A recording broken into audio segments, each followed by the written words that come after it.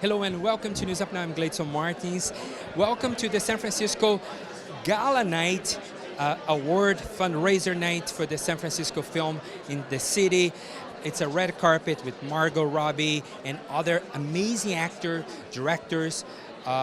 You see Marco talk to Ryan Coogler from the Black Panther. I think that what was great for me coming up was when I realized that I wanted to be a filmmaker. I had, there was John, there was Spike, people I could look to, and inspired to want to be like. I ended up going to the same school John went to for graduate school at USC. Ended up crossing paths with both him and Spike down the road. So I mean, it's great to follow in that tradition of just being like a working black filmmaker, you know what I'm saying, that's working in the industry. And I hope that just by doing it, I can pay it forward in many ways and still working to find other ways to pay it forward more directly.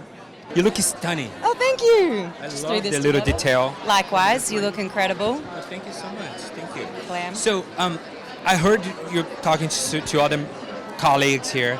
You get to choose now your projects now. It's a good spot to be in. Yeah. And what makes you decide to be in Babylon?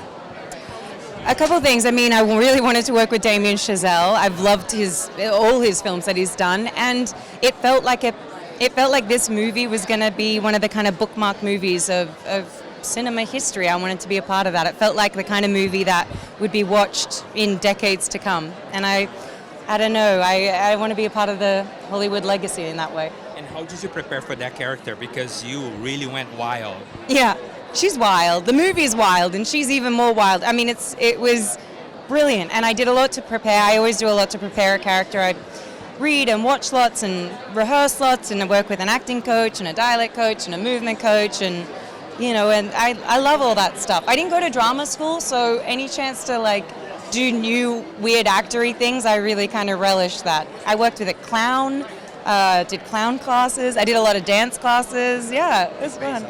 Yeah. It's funny you mentioned you didn't go to drama school because I was talking to Eddie Redmayne a couple of months ago, and he said exactly the same thing. He didn't go to drama school?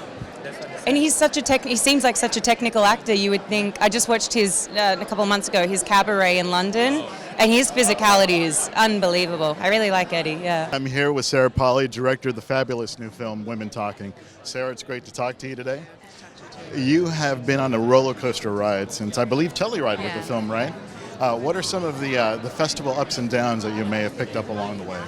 I mean, there have been no downs so far, good. Unless you're about to create one for me. I hope not. I hope not to. No, Please don't be the thing that breaks the streak. I will not be that person. I appreciate that. But no, it's been wonderful. It's been amazing to be in conversation about this film, to get to hear other people's stories. Yes. And it's just been really great to see how people have taken the conversation of the film out of the theater and mapping their own experiences onto it. And I've just felt very privileged to get to be part of it. Absolutely, and the festival experience is part of it. It's like an unofficial test screening process, right?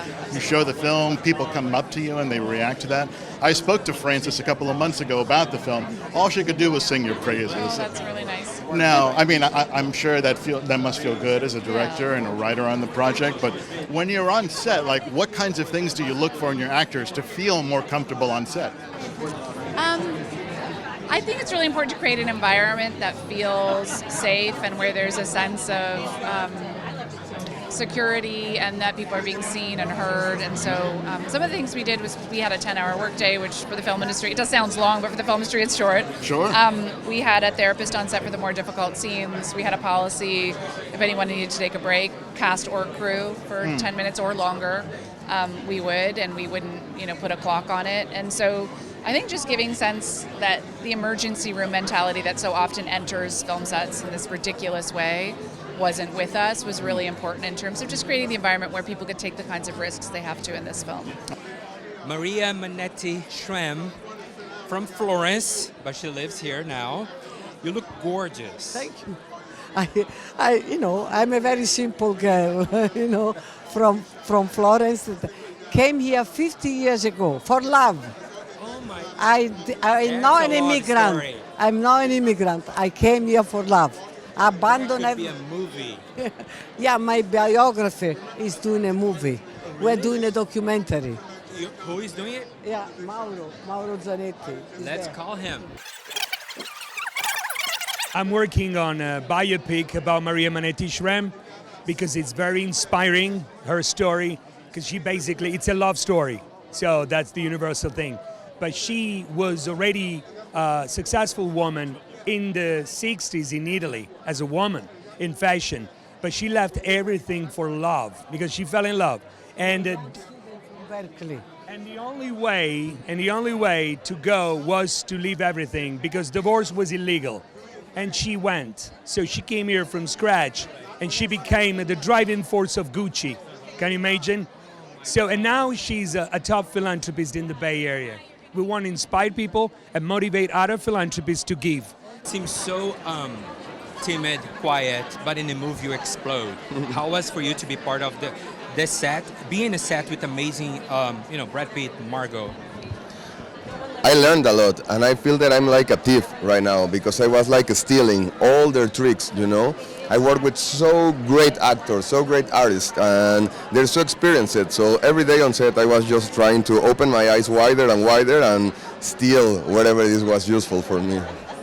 How does it feel to be part of the award here tonight? Wow, incredible! And I'm going to introduce Margot in front of so many people. I just feel like right now my life is just like new experiences every day. Congratulations, you deserve it. It's a great movie. Thank you so much, and I love to be here. Muchas gracias. Gracias.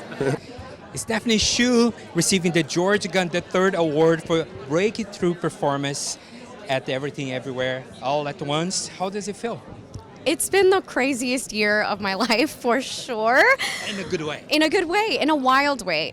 There's been ups and downs for sure, but it's been really beautiful because this movie means so much to me and it means so much to so many people. And just as much as people feel a part of something because of this movie, I also feel like I'm a part of something. You know, it really closes the circle when audience members receive it as well. You feel like you made something that people are also holding, and that holds you back. Are you surprised of the success of the movie? I'm new here. I'm like, I was on theater, I did Maisel, but movies is a whole different ballgame, and I don't think I could have possibly imagined it to do what it has done. I knew it was something special. I remember going to Dan Kwan on set.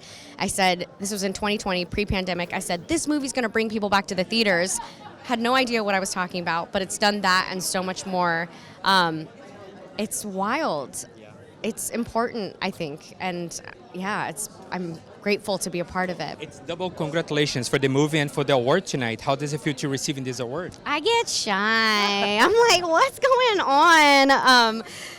It's awesome. I feel really special. I think, I can feel with all these awards and all these breakthrough performance things, I can feel that people are really, what it's meant to do is encourage me, and it's meant to hold me in a way and say keep going. And so I am fully receiving, embracing that, and taking it as encouragement to keep going, keep making messes. Yeah. And please bring those messages and also the joy for people to watch you. Thank because it's you. a brilliant performance. Thank you so much. Thank you so much for watching. In the meantime, please like, share, comment our videos on social media, and we'll see you next time. Thanks.